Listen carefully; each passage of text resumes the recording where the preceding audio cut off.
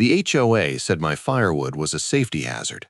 Then the snow hit, and suddenly I was accused of blocking the only way in or out. Winter arrived early that year, the kind that doesn't ease in but slams down overnight. By dawn, the shared mountain drive looked like a white chute carved between pines, plow lines still fresh and steaming. I was outside before sunrise, boots crunching, dragging a tarp tighter over the last of my outdoor firewood. The HOA's new notice was still taped to my mailbox, flapping in the wind. No firewood stored outdoors within 50 feet of the shared drive. Removal deadline, 7 days. I didn't argue it publicly. That was the first thing that surprised my neighbors. Instead, I moved. Logs thumped as I carried them inside one by one, stacking them onto a metal rack I'd installed the night before.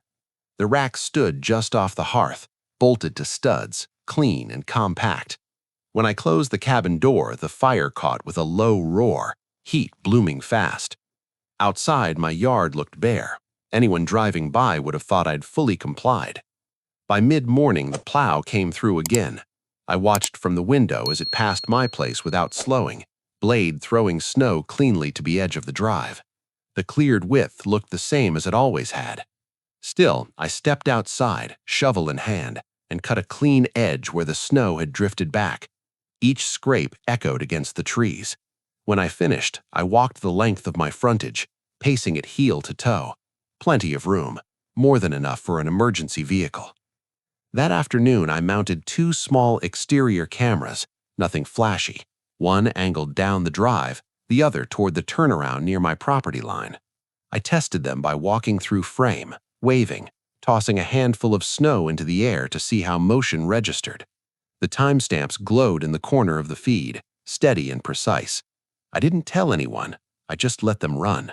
2 days later, the storm worsened. Snow fell sideways, stinging the face. I was inside when a dark SUV slowed near my driveway. Through the window, I recognized the HOA compliance officer stepping out, boots sinking deep. She didn't knock. She walked the drive instead, stopping near where my woodpile used to be. She took photos with her phone, then pointed down at the snow like she was measuring something invisible. An hour later, my phone buzzed. A citation had been uploaded to the HOA portal. Violation, blocking shared access during winter conditions.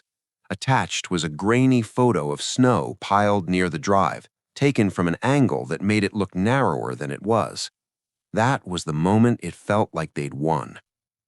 By evening, the temperature dropped hard. I added another log to the fire and watched flames lick the glass. Outside, headlights crept slowly up the drive, neighbors returning, tires humming. No hesitation, no stopping. One truck passed, then another. Each movement was captured cleanly on camera, timestamps ticking forward. I made soup, steam fogging the windows, while the cabin stayed warm and quiet. Later that night, a county plow came through again. I stood on the porch as it passed, blade clearing right up to the edge. Snow sprayed harmlessly into the trees. The driver didn't wave, didn't slow, just drove straight through. The cameras caught it all, the width of the cleared lane, the uninterrupted pass, the time down to the second. The next morning, I stepped outside with my shovel again. I cleared what little had drifted back, pushing snow well away from the drive, leaving a sharp, clean boundary. My boots left fresh prints. A neighbor walked by, nodded once, and kept going. No one was stuck, no one complained. By noon, another notification appeared. This one warned that continued violations could result in towing during emergencies. It referenced the same alleged obstruction. No photos this time, no new evidence. I went back inside and pulled up the camera feeds. I scrolled through the previous 48 hours. Vehicles passing, plows clearing, nothing blocked, nothing delayed. I paused on one frame where the drive looked widest, the snowbanks evenly set back. The timestamp glowed bright in the corner. They were building a case without watching what was actually happening. And as the snow kept falling and the heat stayed steady inside my cabin, I realized something important.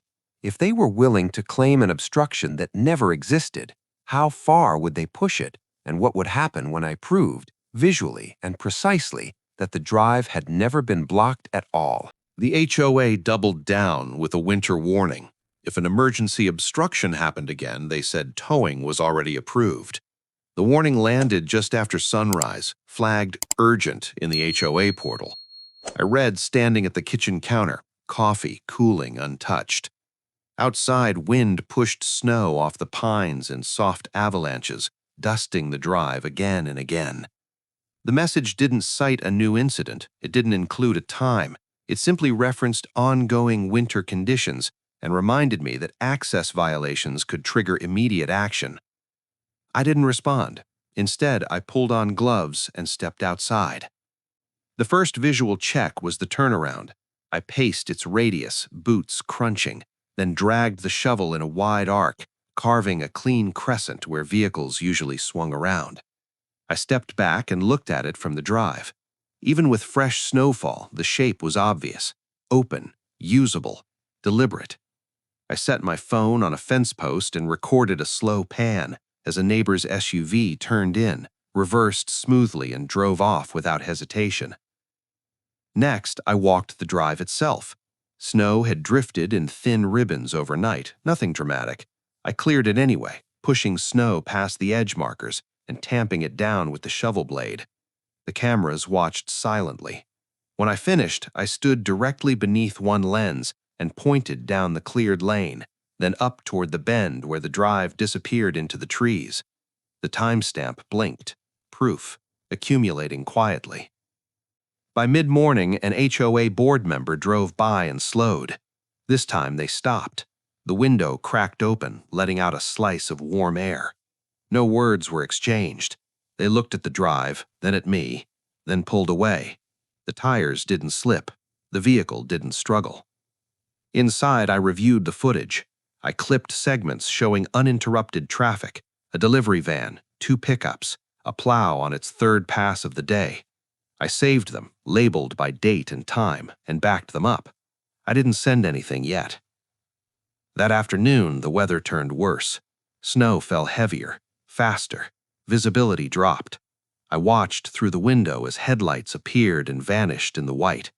The fire crackled behind me, steady and calm. Every hour I checked the cameras. Every hour the drive stayed open. Then came the test I didn't expect. Just after dusk, flashing lights appeared at the far end of the drive. Amber, not red or blue. A private tow truck eased into view, idling. It didn't advance. It sat there, hazard lights blinking, like it was waiting for permission that hadn't come yet. I grabbed my coat and stepped outside, staying well back. The truck didn't move. After a minute, it reversed and disappeared down the hill. The cameras caught the entire thing.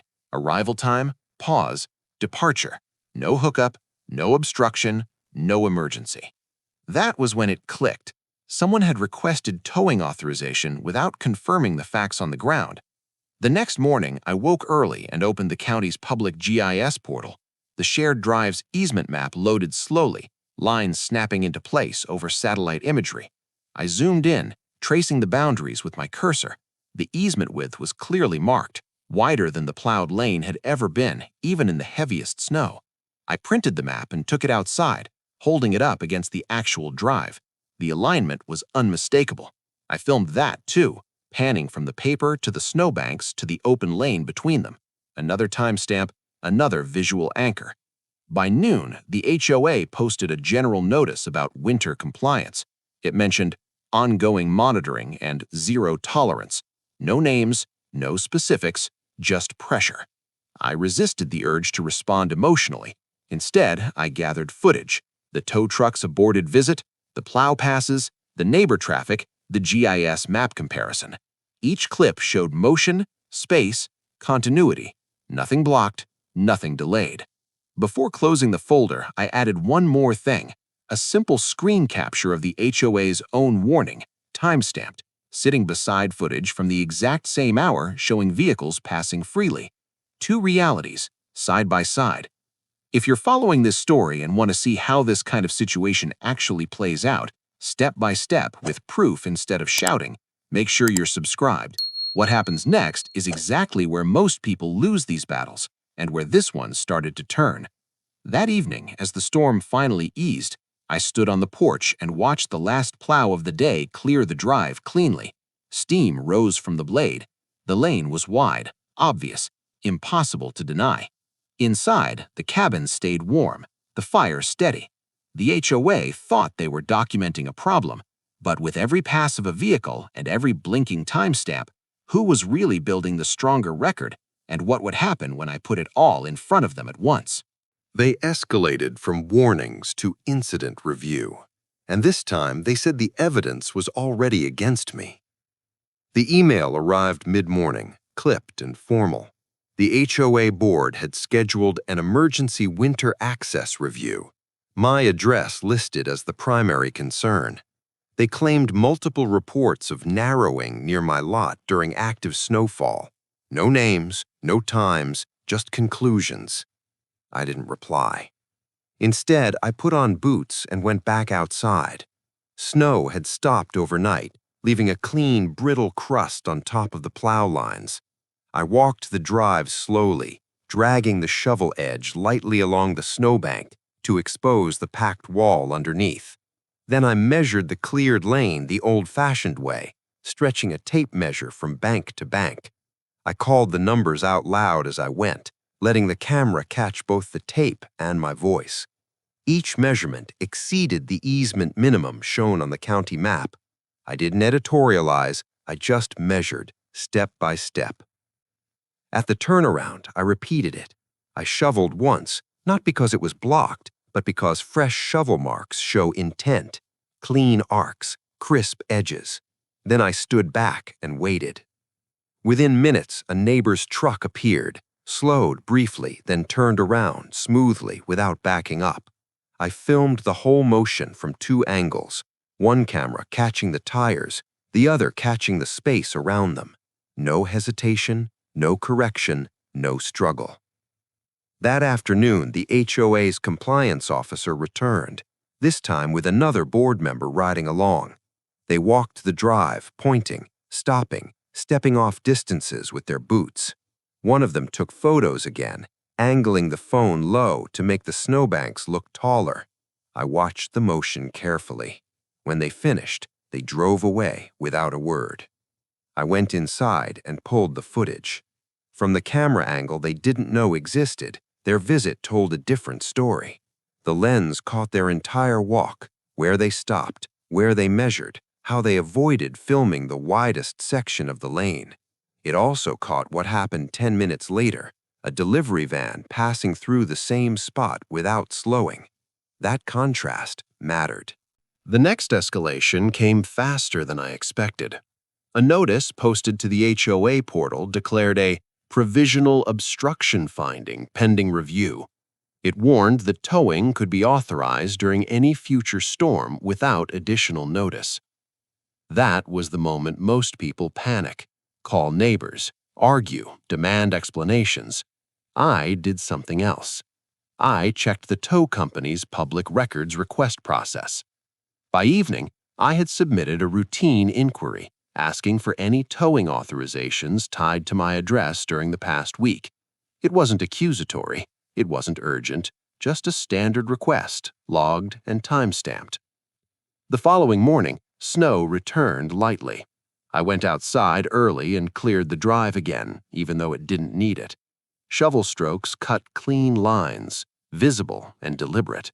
I stood back and filmed the finished lane from ground level, then from the porch, then from the far bend looking back toward my cabin. 3 perspectives, same result. At noon, my phone buzzed. The tow company responded. There had been one inquiry, no authorization issued, no tow attempted. The reason listed was simple. Access appeared open on arrival. I stared at the screen for a long moment. That note wasn't written for me. It was written for their internal records, which meant it carried weight. That afternoon, I organized everything chronologically. Not documents first, video first. Snow falling, shoveling, plows passing, vehicles moving, the aborted tow visit, The board's inspection followed immediately by uninterrupted traffic, each clip labeled by time, weather, and camera angle. Only then did I add the maps, the easement width, the measurements, the overlay comparing required clearance to actual plowed space. Visuals that didn't argue, just showed. The HOA's emergency review meeting was scheduled for the next morning. I wasn't required to attend, I wasn't invited to speak, so I didn't ask to. Instead, 30 minutes before the meeting, I uploaded a single packet to the portal. No commentary, no accusations, just a table of contents and the evidence, clearly titled. Outside, the snow eased again. I watched another neighbor drive through, tires humming softly, no slip, no stop. Inside, the fire burned steady, heat pushing back the cold. They had built their case on assumptions and selective angles. I had built mine on motion, space, and time. When the board opened that packet and hit play, what would they see first? The story they'd already decided on, or the one the cameras had been recording all along? The board went silent after the meeting. Silence, I learned, can mean a decision is already cracking. By the time the emergency review ended, there was no announcement, no follow-up notice, no update in the portal. The warning stayed posted, unchanged, like a frozen screen. Outside, the weather did what it always does in the mountains. It shifted without warning. Clouds lifted, sun hit the snowbanks and softened their edges. Meltwater traced thin lines down toward the ditch. I didn't relax. Silence wasn't a win yet. That afternoon, I took advantage of the thaw. I went back out with the shovel, not to clear, but to expose. I carved vertical faces into the snowbanks at measured intervals, revealing where the packed snow ended and the actual edge of the drive began. Each cut showed the same thing, space. I filmed the process slowly, letting the blade scrape and the snow fall away in chunks. Then I stepped back and filmed a wide shot, the drive looking broader than it had all week. A county utility truck rolled through not long after. It didn't slow, the driver didn't wave, the tires stayed centered, no correction, no drift. The cameras captured the pass from two angles, sunlight glinting off the hood, timestamp crisp in the corner. Inside, I clipped the footage and added it to the folder. Then I waited. The next escalation came quietly. A new item appeared on the HOA agenda for the following week: winter access policy clarification. No address listed, no enforcement note, just policy. That was telling. Still, the provisional obstruction finding hadn't been withdrawn. On paper, I was still in violation, and as long as that stood, towing authorization could be triggered by a single call. So I went back to the drive at dusk and did something deliberate. I set reflective markers along the snowbank edges, temporary, removable, the kind used for plow guidance. I placed them at equal intervals, stepping back each time to check alignment. When I finished, the lane looked unmistakably defined. Anyone approaching could see exactly where the cleared path ran, even in low light. I filmed the installation. Then I filmed cars passing under the new markers, headlights illuminating the space between them.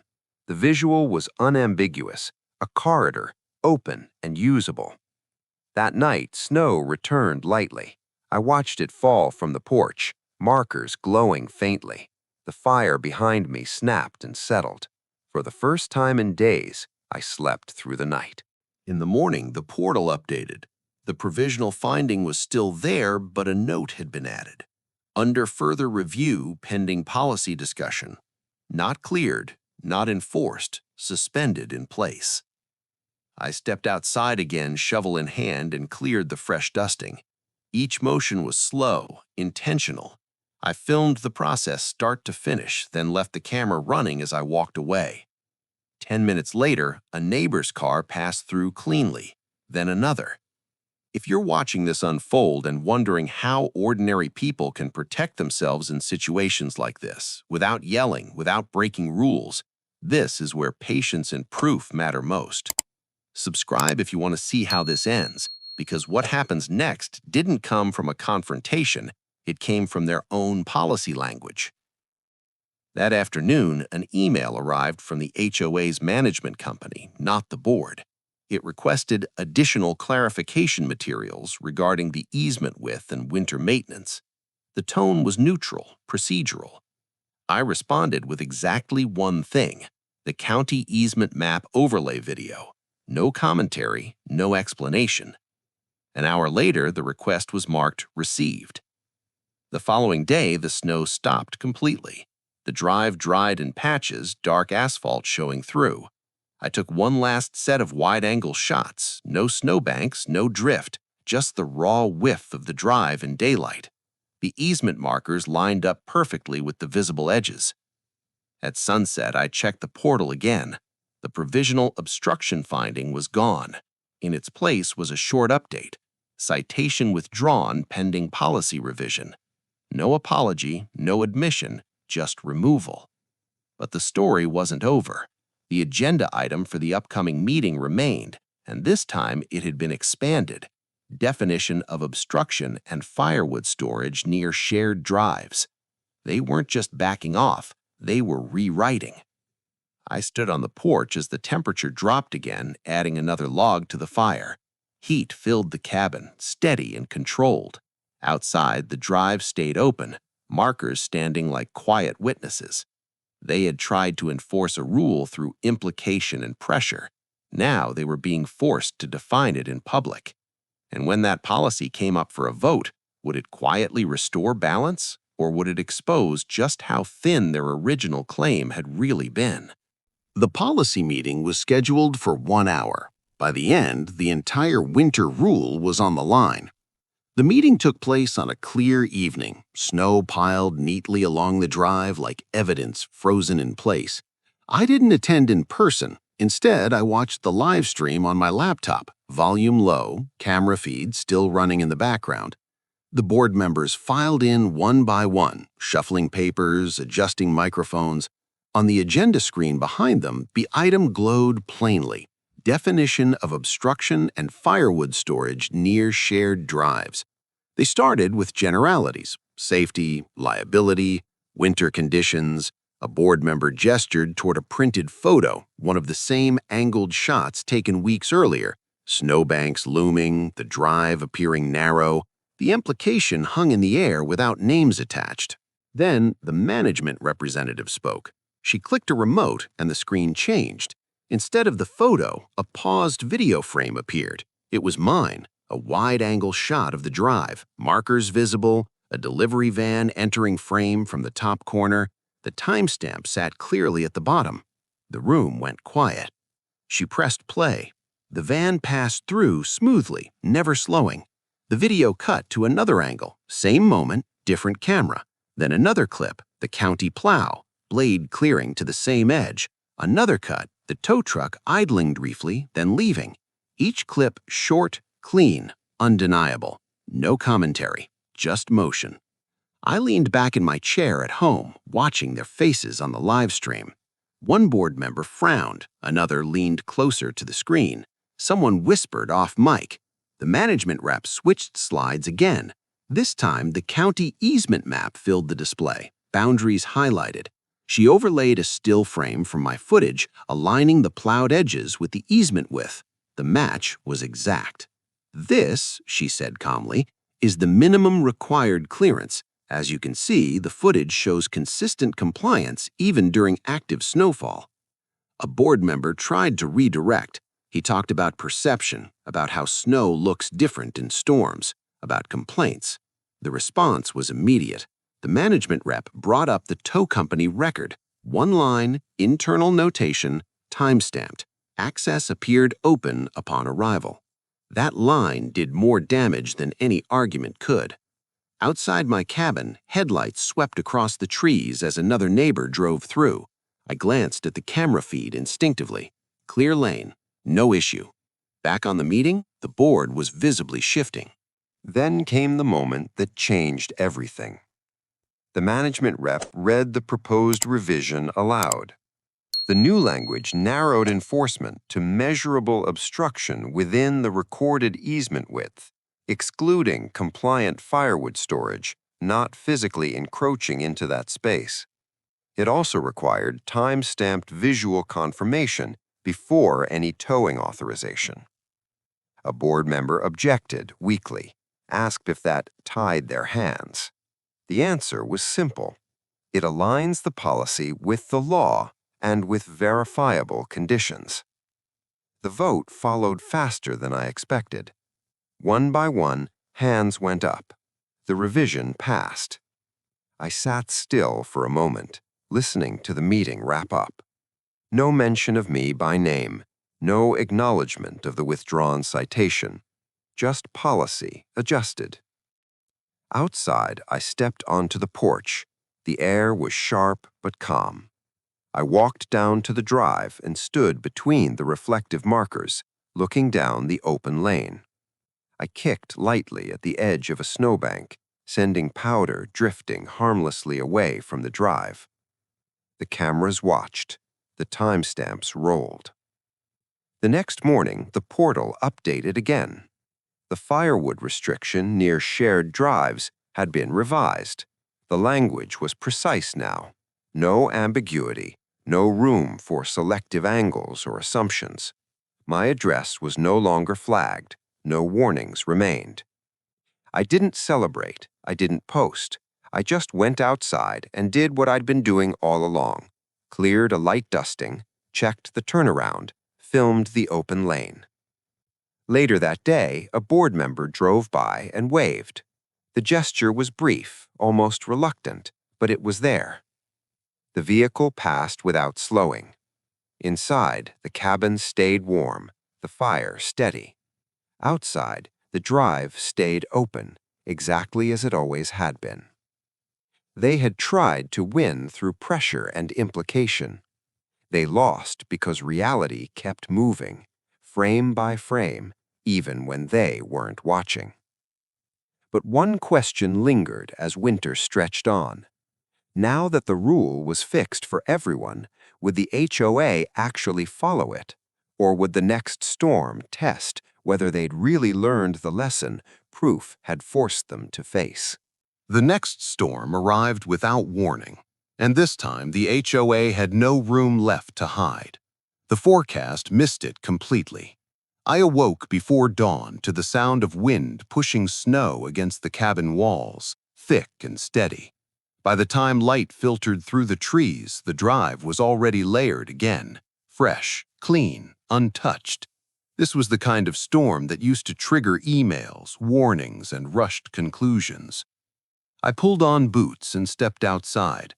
The reflective markers were half buried but still visible, glowing faintly as snow slid past them. I didn't rush. I walked the drive first, letting the cameras capture the untouched conditions. Then I shoveled, slow, methodical passes, pushing snow well beyond the easement line, exposing the same clean edge I'd documented all winter. Halfway through, headlights appeared at the top bend. A neighbor's SUV approached cautiously, tires crunching, then continued without stopping. No slip, no backup. The vehicle passed me cleanly, driver lifting a hand in thanks. The cameras caught it from both angles. Inside, I warmed my hands by the fire and checked the portal out of habit. Nothing. No warnings, no winter alerts, no monitoring notice. The silence this time felt different, not tense, not watchful, just absent. An hour later, the county plow came through. I stood off to the side as it passed, blade clearing right up to the markers. Snow sprayed outward, never inward. The driver didn't even glance my way. The cameras recorded the entire pass, timestamp ticking steadily. Then came the real test.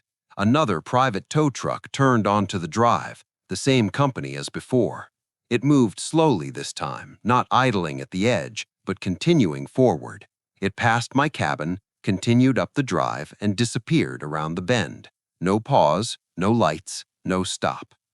10 minutes later, it returned the same way and left entirely. I reviewed the footage immediately. The truck had been responding to a call higher up the road. Nothing to do with me. No authorization tied to my address. No confusion. That distinction mattered. By mid-morning, snow tapered off.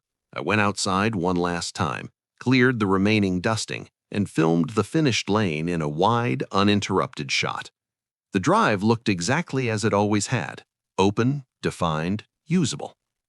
Later that day, an HOA-wide email went out. It explained the revised winter access policy in neutral language. It emphasized measurable standards, visual confirmation, and alignment with county easements. It encouraged residents to mark drive edges and document conditions during storms. It didn't reference the past. It didn't justify anything. It simply reset the rules. If you followed this entire story and want more real, monetization-safe HOA cases where the outcome comes from proof, not shouting, make sure you're subscribed. These situations are more common than people think, and the details are what decide who wins. As winter settled in, the routine became boring in the best way. Snow fell, I cleared it. Cars passed, plows came through. The cameras recorded, quietly and faithfully, without drama.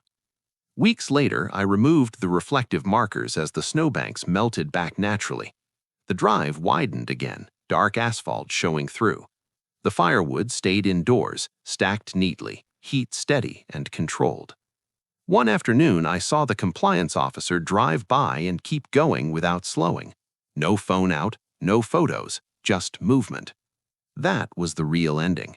Not a confrontation, not an apology, just the absence of pressure where it used to live. The HOA hadn't lost publicly. They'd adjusted privately, which meant the system had been forced back into alignment without anyone needing to escalate further. The rule now protected access without targeting appearance. Enforcement now required evidence that existed in the real world, not just in angles and assumptions. I stood on the porch as the sun dipped behind the ridge, watching long shadows stretch across the drive. The cabin behind me was warm. The road in front of me was clear. The cameras kept running, even though they didn't need to anymore. Because the lesson wasn't about firewood or snow. It was about understanding that the truth doesn't need to argue. It just needs to be visible long enough that no one can pretend it isn't there. And when the next storm comes, it won't be the loudest voice that decides what happens. It'll be the quiet record of what actually did.